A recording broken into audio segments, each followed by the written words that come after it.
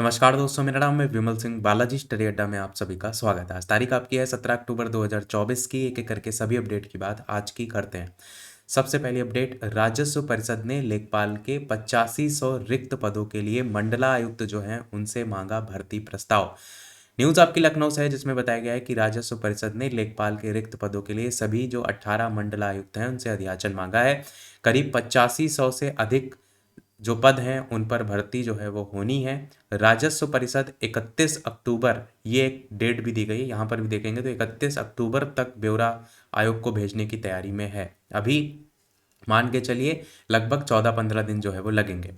आगे भी बताया गया है इसमें कि प्रदेश सरकार ने लेखपाल के खाली पदों को शीघ्र भरने के निर्देश दिए हैं। पूर्व में 4700 जो पद हैं उनका अध्याचन आयोग को भेजा गया था, लेकिन उसने दिव्यांग कोटे के पदों के चिन्हीकरण करके नए सिरे से अध्याचन भेजने को लेकर कहा।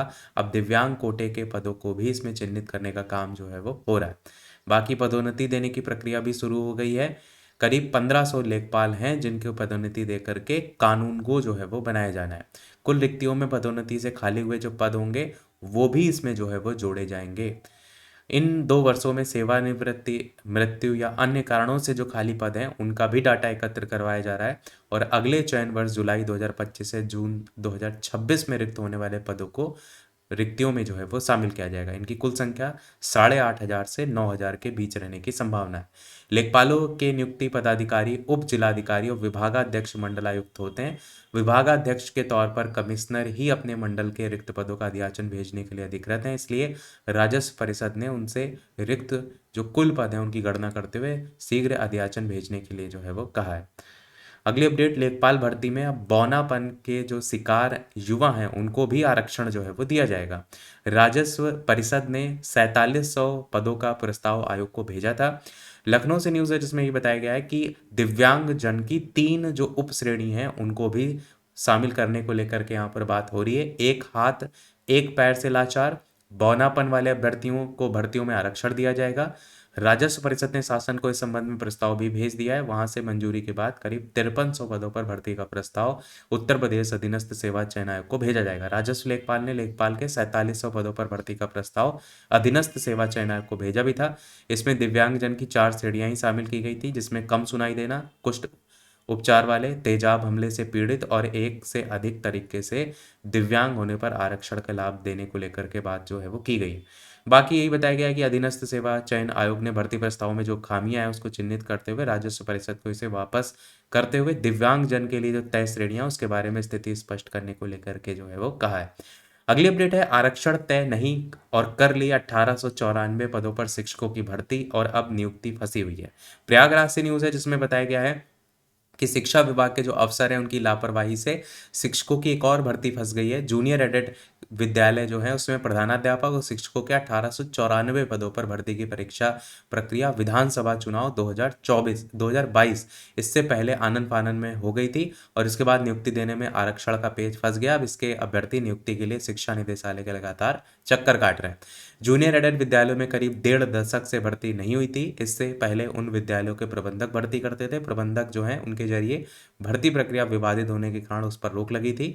वर्षों तक भर्ती ना होने से तमाम विद्यालय शिक्षक विहीन हो गए।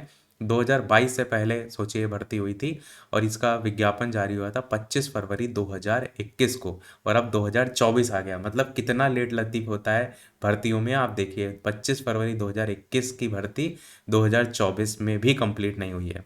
आगे भी बताया गया, परीक्षा नामक प्राधिकारी की वेबसाइट पर 3 से 17 मार्च 2021 तक ऑनलाइन आवेदन लिए गए थे। 15 दिन का समय दिया गया था। किसी भी भर्ती में आवेदन के लिए कम से कम 1 महीने का समय दिया जाता है, लेकिन इसमें जल्दबाजी की गई थी और महीने भर बाद अप्रैल 2021 में परीक्षा भी करा ली गई थी। 21 में परीक्षा हुई थी। अगली देखेंगे अपडेट भी इसी से रिलेटेड है कि मेरिट सूची के लिए धरने पर जूनियर एडेड शिक्षक भर्ती के अभ्यर्थी। प्रयागराज से न्यूज़ है। अच्छा, एक चीज़ ये भी सोचने वाली है कि जितना ये समय लेट लतीफ़ हो रहा है जिसमें इनका सिलेक्शन होगा उनकी इतनी सैलरी कौन देने वाला है 2022, 2023, 2024।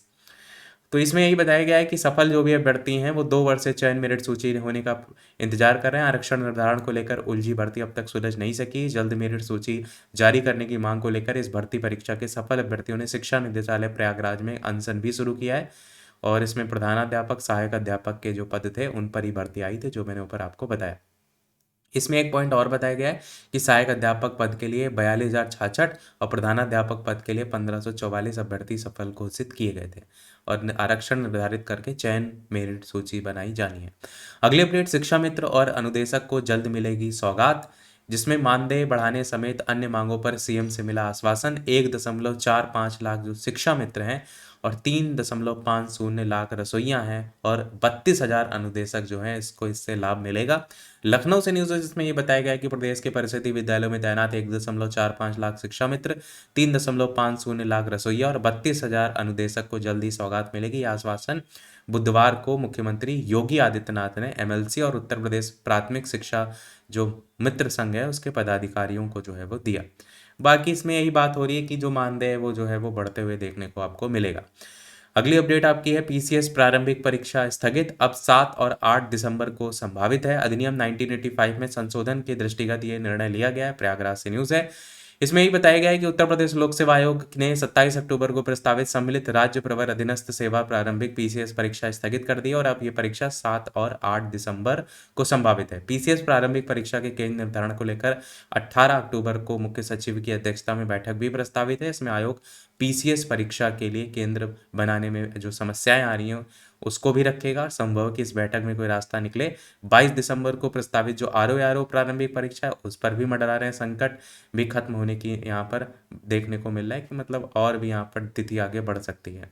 बाकी यहाँ पर यही बताया गया है कि ये जो संशोधित परीक्षा कैलेंडर है इसमें 27 अक्टूबर को प्रस्तावित पीसीएस प्रारंभिक परीक्षा स्थगित कर दी गई। ये परीक्षा अब दिसंबर जो माह है उसके मध्य तक आयोजित होने की संभावना जो है वो जताई जा रही है।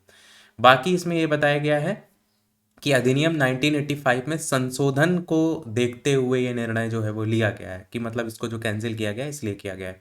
ओएमआर सीट पर होगी राष्ट्रीय योग्यता छात्रवृत्ति परीक्षा, उसको लेकर बताया गया है। नीचे पीसीएस प्रारंभिक परीक्षा से खुलेगा आरओ के लिए रास्ता, उसकी बात भी यहाँ पर जो है वो की गई है। अगली अपडेट है, पीसीएस प्री परीक्षा 7 और 8 दिसंबर को संभावित, लोक सेवा आयोग से। प्रयागराज से न्यूज़, इसमें भी पहले 27 अक्टूबर को प्रस्तावित थी, मुख्य सचिव की अध्यक्षता में समीक्षा बैठक जो है इसकी कल होगी और यही चीज़ें आपको और भी फाइनल होते हुए दिखाई जो है वो देंगी। अगली अपडेट, प्रवक्ता पॉलिटेक्निक की परीक्षा भी स्थगित हुई। प्रयागराज से न्यूज़ है जिसमें बताया गया उत्तर प्रदेश लोक सेवा आयोग ने प्राविधिक शिक्षा अध्यापन सेवा परीक्षा 2021 के अब जो बचे हुए 8 विषय थे उसकी 20 अक्टूबर को लखनऊ में प्रस्तावित परीक्षा को स्थगित कर दिया है और ये परीक्षा अगले परीक्षा कैलेंडर के अनुसार पुनः निर्धारित जो है वो की जाएगी। अगली अपडेट सीएचएसएल को लेकर के टेलीग्राम पे कल मैंने आपको जैसे आई थी आंसर की भेजा भी था कि सीजीएल 2024 की उत्तर कुंजी फाइनली जारी हो गई है। तो प्रयागराज से न्यूज़ में ये बताया गया है कि अंतिम उत्तर कुंजी बुधवार को जारी कर दी गई है और 6 सितंबर को टायर 1 का परिणाम घोषित किया गया है। इसके अलावा सफल असफल अभ्यर्थियों के अंक भी जो है वो जारी किए गए हैं, लॉग इन करके आप देख सकते हैं। अगली अपडेट, लोक सेवा आयोग ने जारी किया कृषि विभाग के विभिन्न पदों पर भर्ती के लिए विज्ञापन। राजस्थान लोक सेवा आयोग ने कृषि विभाग में 14 विभिन्न पदनाम के कुल 241 पद हैं उन पर भर्ती के लिए विज्ञापन जारी किया है। इन पदों के लिए ऑनलाइन आवेदन 21 अक्टूबर से 19 नवंबर 2024 की रात्रि 12 बजे तक जो है वो किए जा सकेंगे। न्यूज़ आपकी जो है ये राजस्थान से है और उसी को लेकर के यहाँ पर अलग अलग पदों की जानकारी भी दी गई है कि कितने क्या यहाँ पर जो है वो पद है, जिसमें बताया गया है कि उक्त विज्ञापन में कृषि विभाग के लिए राजस्थान कृषि अधीनस्थ सेवा नियम 1978, राजस्थान अनुसूचित क्षेत्र और राजस्थान अनुसूचित क्षेत्र अधीनस्थ इस नियम सेवा शर्तें ना उसी का ही जिक्र किया गया है और परीक्षा स्थान और तिथि के लिए अलग से सूचित किया जाएगा। अगली अपडेट आपकी है, जेई के रिक्त पदों पर भर्ती की मांग। यहाँ पर उत्तर लखनऊ से न्यूज़ है जिसमें बताया गया उत्तर प्रदेश कृषि छात्र संघ ने सीएम योगी आदित्यनाथ को पत्र लिख करके कृषि में जेई के रिक्त पदों पर भर्ती की मांग की है। संघ के प्रदेश अध्यक्ष जो मयूर वर्मा है उन्होंने कहा है कि कृषि विभाग में जेई के 107 और लघु सिंचाई विभाग में 29 पद खाली, लेकिन 2018 के बाद से कोई वैकेंसी नहीं आई, इससे छात्र ओवरेज जो है वो होते जा रहे हैं। अगली अपडेट आपकी, अग्निवीर जवानों को पेंशन वाली नौकरियां मिलेंगी। शाह गृह मंत्री ने हरियाणा में भाजपा की जीत का श्रेय मोदी सरकार की जो नीति है उनको दिया और इसी को लेकर के यहाँ पर बताया गया है। और यहाँ पर ये भी आपको बता दें कि भाजपा तीसरी बार हरियाणा में सरकार बनाने जो है वो जा रही है। जो सैनी है उनको मुख्यमंत्री जो है वो बनाया जाएगा, नायब सिंह सैनी। अगली अपडेट है, ऑस्ट्रेलिया में ऋषभ पंत, फिर थोड़ा बहुत करंट अफेयर की भी बात करते हैं। बल्लेबाज बोले गाबा में खेली 89 की पारी की अहमियत रोहित ने समझाई थी। तो ऑस्ट्रेलिया ने ऋषभ पंत फिर तुरुप का इक्का साबित होंगे, नई दिल्ली से न्यूज़ है। इसमें वही आगे आने वाली जो टेस्ट सीरीज है उसकी बात की गई है। ये अपडेट कल टेलीग्राम पर आपको भेजी थी कि कानून की आंखों से हटी पट्टी, हाथ में आया संविधान, सुप्रीम कोर्ट के पुस्तकालय में लगाई गई ये प्रतिमा, ब्रिटिश विरासत से निकलने की कोशिश। यहाँ पर कुछ बदलाव देखने को मिले हैं, जिसमें से सबसे मेन बदलाव तो यही है जो आप देखते हैं यहाँ आंखों पे पट्टी बंधी रहती थी वो हटा दी गई है और हाथ में संविधान आप देखेंगे, देखने को पुस्तक मिलेगी। अगली अपडेट, पहले दिन का खेल धुला, आज भी बेंगलुरु में बारिश की संभावना।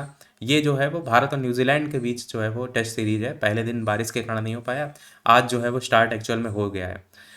इंडिया पहले शायद खेल रही है। अगली अपडेट आपकी है और लास्ट अपडेट है इस वीडियो की, और वीडियो लाइक शेयर भी करते रहिएगा, कि किसानों कर्मियों पर कर्म, दिवाली से पहले केंद्र सरकार ने दोनों वर्गों के लिए खजाना खोला। और नई दिल्ली से न्यूज़ है, इसमें यही बताया गया है कि 130 से 300 रुपये प्रति क्विंटल बढ़ी रबी के 6 फसलों की एमएसपी। 3% जो है इसमें केंद्रीय कर्मियों का महंगाई भत्ता भी बढ़ाया गया है। साथ ही डीए बढ़ोतरी जुलाई से लागू होगी। यूपी में भी इसको लेकर के कहा है जल्द लागू हो सकता है, और इन फसलों का अधिक दाम मिलेगा, जिसमें गेहूं, सरसों, कुसुम, मसूर, चना, जौ की बात यहाँ पर की गई है। बाकी पीएम अन्नदाता जो योजना है उसके लिए 35,000 करोड़ रुपए रखे गए।